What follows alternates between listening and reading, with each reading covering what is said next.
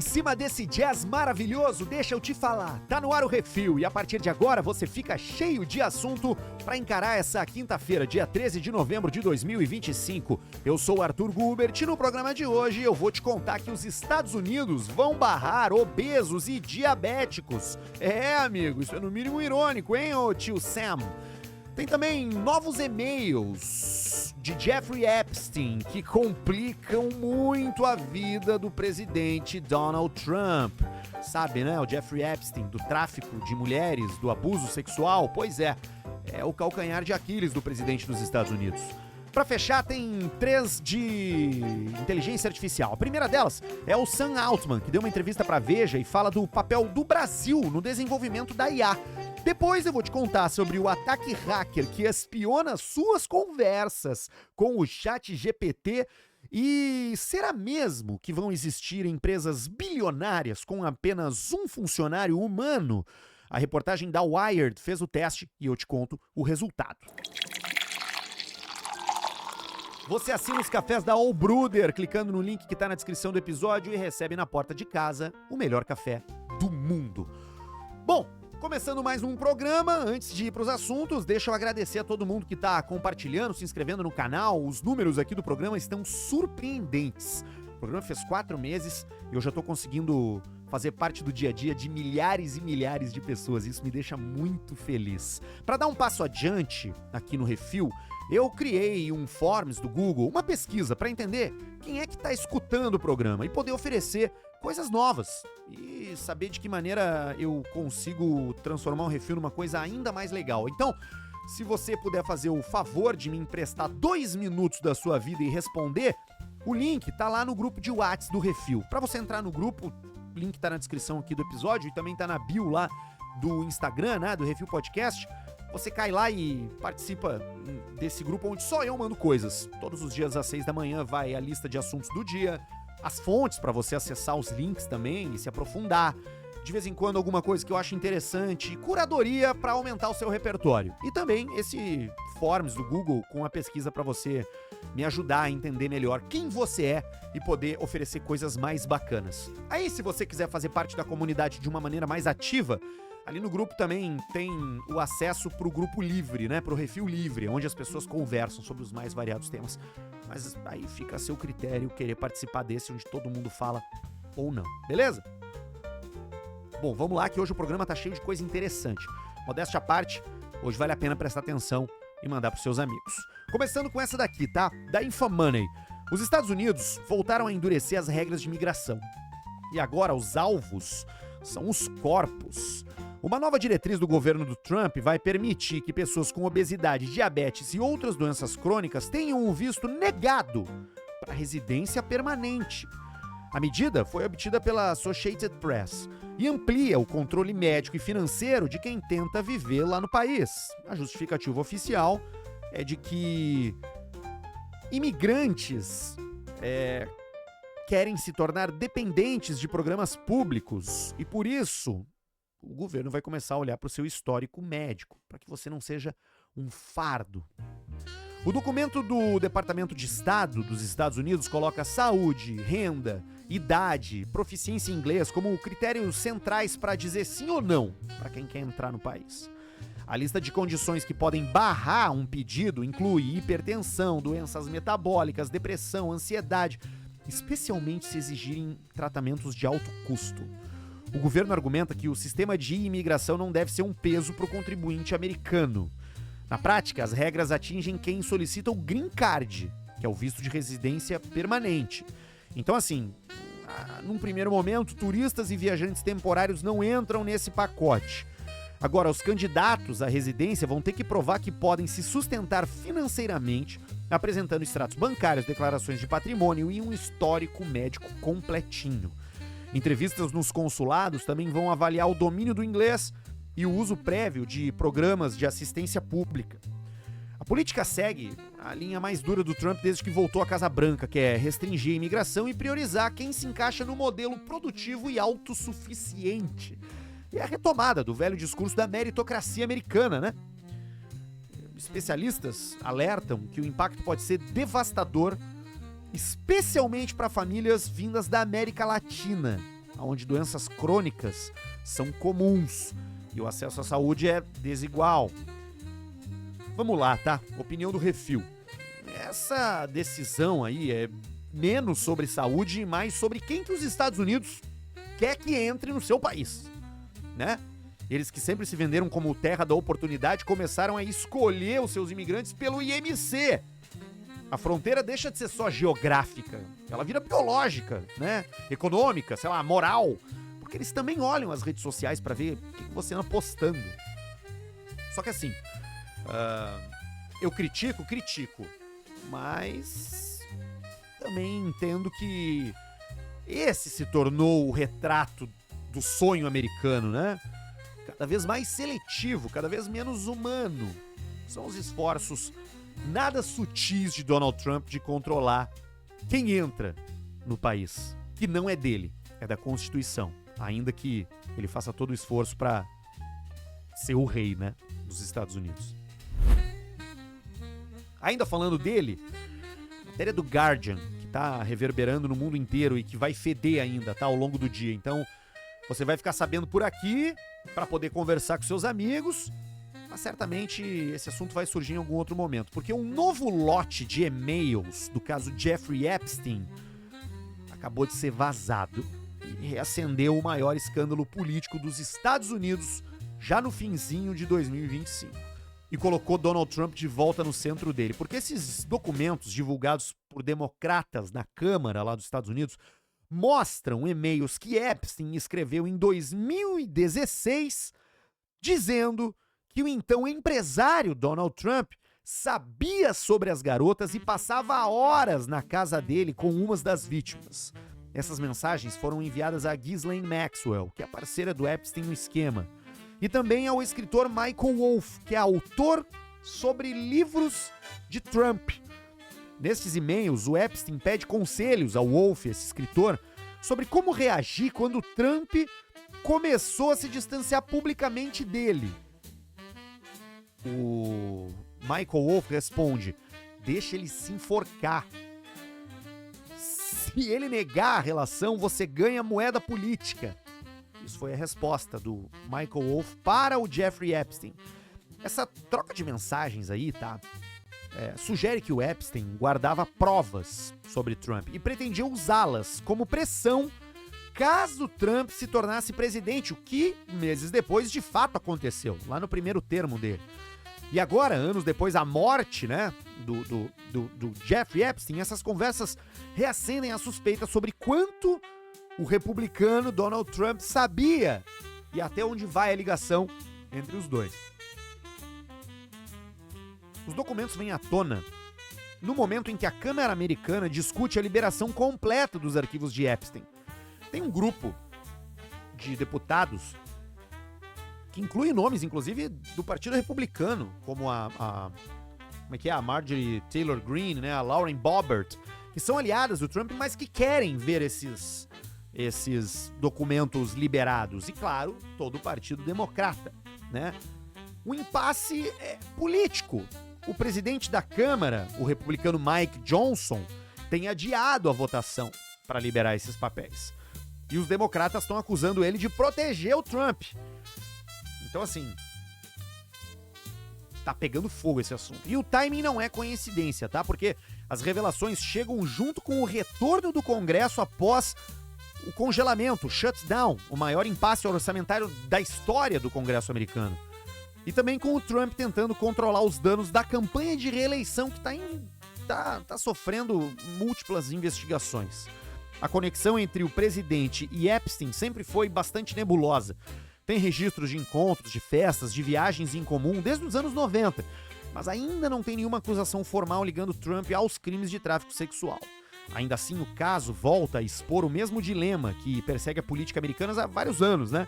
Até onde vai a influência dos poderosos sobre a verdade? O Epstein pode até estar morto, mas os arquivos dele continuam vivíssimos. E cada novo e-mail divulgado parece empurrar o passado para dentro da campanha de Donald Trump. O fantasma do escândalo que o sistema tentou enterrar está de volta. E dessa vez, com remetente e destinatário muito bem identificados. Vamos para IA. O Sam Altman, CEO da OpenAI, do ChatGPT, escolheu o Brasil como uma das peças-chave da revolução da inteligência artificial. Ele deu uma entrevista para Veja, agora essa semana, e confirmou que São Paulo vai ganhar um escritório da empresa ainda em 2025 e prevê que a cidade se torne um dos principais polos globais de IA. Segundo o Sam Altman, o Brasil já é o terceiro maior mercado do GPT no mundo. São mais de 50 milhões de usuários e 140 milhões de mensagens trocadas por dia. Um país inteiro conversando com algoritmos.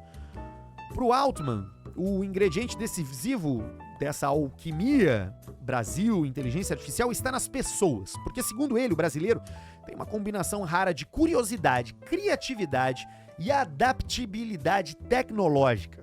Enquanto outros países ainda encaram a IA com desconfiança, o Brasil já transforma essa ferramenta de trabalho, de estudo, de comunicação em algo que faz parte do seu dia a dia. É um uso orgânico, popular, inventivo. E é isso que torna o nosso país tão estratégico para a expansão global, né, da OpenAI. Mas esse avanço vem, é claro, com desafios, porque eles reconhecem que a infraestrutura energética vai ser o grande gargalo dessa nova era digital. A IA consome uma quantidade colossal de energia. E eles apostam que as matrizes solar e nuclear são as bases do futuro. Sustentabilidade, diz o Sam Altman, não é mais um discurso, né? É a condição para o progresso tecnológico. Sem energia limpa e abundante, não tem IA que se mantenha em pé. Ao falar sobre o impacto da tecnologia em áreas como jornalismo e saúde, o Sam Altman fez questão de marcar posição. A IA não deve substituir as pessoas, deve apoiá-las. Para ele, quanto mais automação existir, mais valioso vai ser o trabalho humano, especialmente o que envolve sensibilidade, empatia, interpretação, né? A inteligência artificial, diz o Sam Altman, pode escrever, mas não pode sentir. E aí eu concordo com ele. O movimento da OpenAI no Brasil é mais do que uma expansão comercial, é um reconhecimento de que a inovação já acontece aqui no nosso país. Todos os dias, né? Nas mãos de quem cria, de quem se adapta, de quem experimenta. Se a previsão dele estiver certa, São Paulo vai se tornar não só um polo global de IA, mas um ponto onde o futuro fala português. Agora, eu vou falar sobre isso quando eu tiver a oportunidade de contar para vocês uma das novidades, um dos spin-offs aqui do Refil, que é eu respondendo perguntas. Mas se eu posso te dar um cheiro sobre aonde você deve colocar o seu dinheiro em termos de investimentos, energia nuclear tá me parecendo uma boa, viu? Ainda em IA, mas falando de vírus e hackers, tá? Matéria da Tecmundo, bem interessante. Porque pesquisadores da Microsoft descobriram que tem um ataque hacker chamado Whisper Leak. Parece ficção científica, mas é real, tá? Esse ataque consegue identificar o tema das nossas conversas com chatbots, como o ChatGPT, o Claude ou o Gemini, né? Mesmo que tudo esteja criptografado. Então aquela promessa de segurança já tá indo pro saco, né? Esse golpe aí não quebra a segurança em si, mas ele espiona os padrões. Ele observa o tamanho e o intervalo dos pacotes de dados que trafegam entre você e o servidor. E a partir disso consegue deduzir sobre que assunto você está conversando com a máquina. É tipo adivinhar o prato só pelo cheiro que sai da cozinha, né?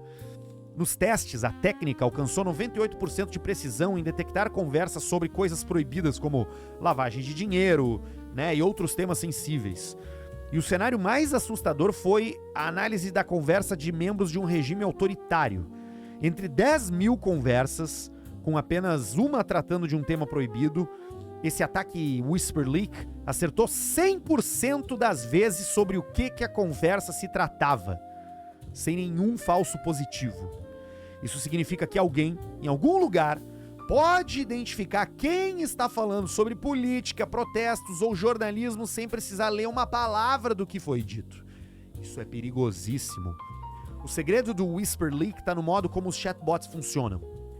Ao responder, eles não enviam um texto inteiro de uma vez, eles mandam palavra por palavra. Assim, tecnicamente falando, eles mandam token por token. Então, cada token tem um tamanho diferente. E cada pacote de rede carrega essa assinatura.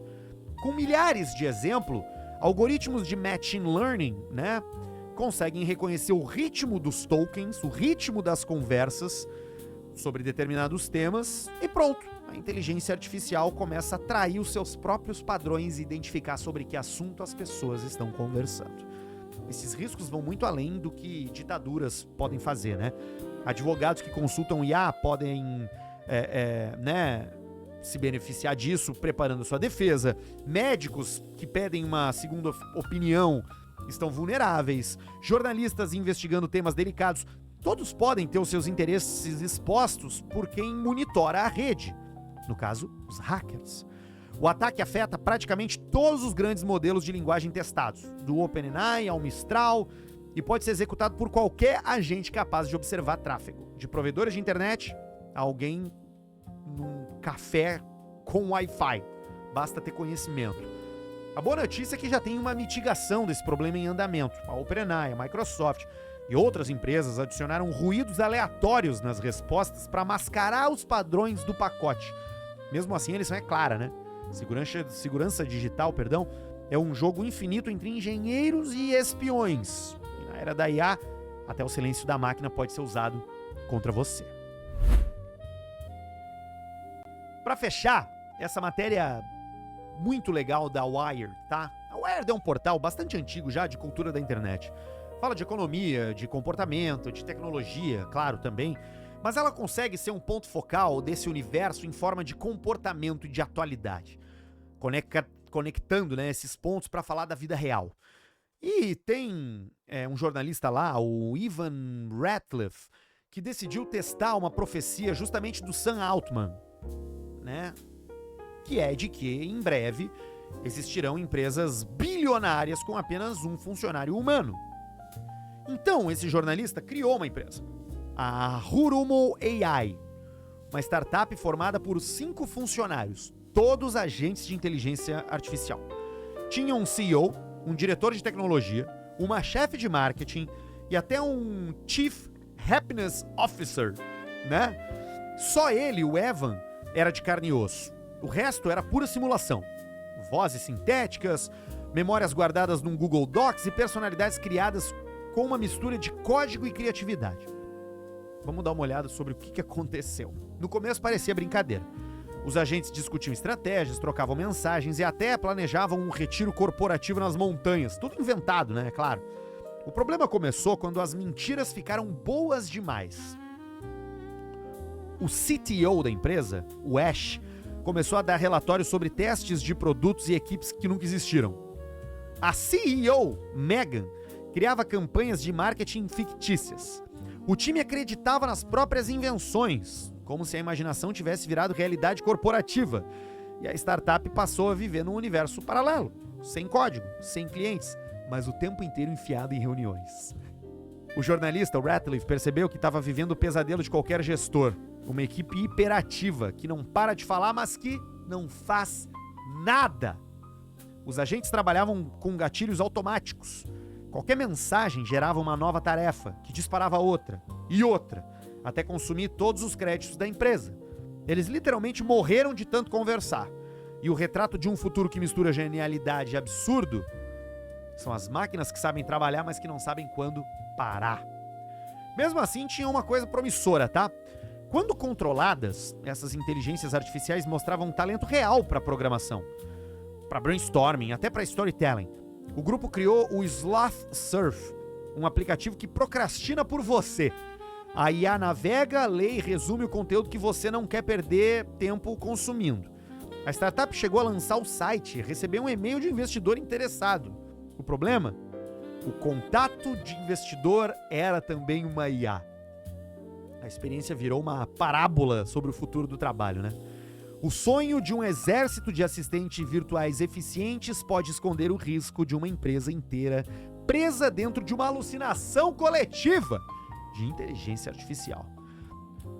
Bom, a conclusão do Ivan Ratliff foi óbvia e um pouco assustadora. A automação total não elimina o erro humano. Ela apenas replica, né, numa escala digital.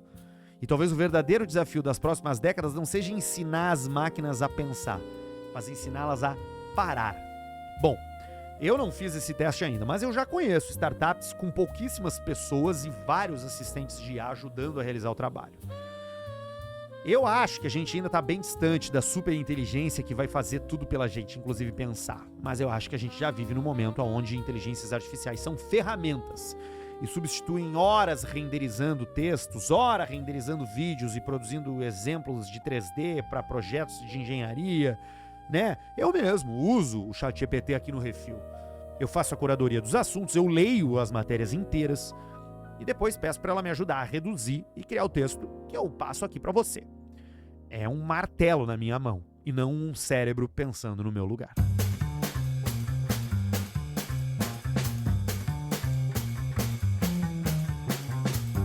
Reforçando o convite para você entrar lá no grupo de WhatsApp do Refil, onde eu mando às 6 da manhã os assuntos do dia, mando algumas coisas interessantes da curadoria que eu faço e também tem o link para você participar da primeira pesquisa do Refil, para eu conhecer melhor o meu ouvinte. Ela é totalmente anônima, tá? E você vai me ajudar com informações para eu fazer um programa cada vez mais legal. Amanhã eu vou anunciar a primeira novidade, o primeiro spin-off aqui do programa, então fique ligado no programa dessa sexta-feira. Fora isso, você se inscreve no canal do YouTube, Refil Podcast, você segue o perfil no Instagram, Refil Podcast, você compartilha o conteúdo da Apple Podcasts e do Spotify com seus amigos, dá uma nota, comenta e vamos fazer essa comunidade aqui crescer cada vez mais. Reunindo todo mundo que quer ser interessante, que quer aumentar o repertório e que quer ficar cheio de assunto. Eu sou o Arthur Gubert, agora me despeço.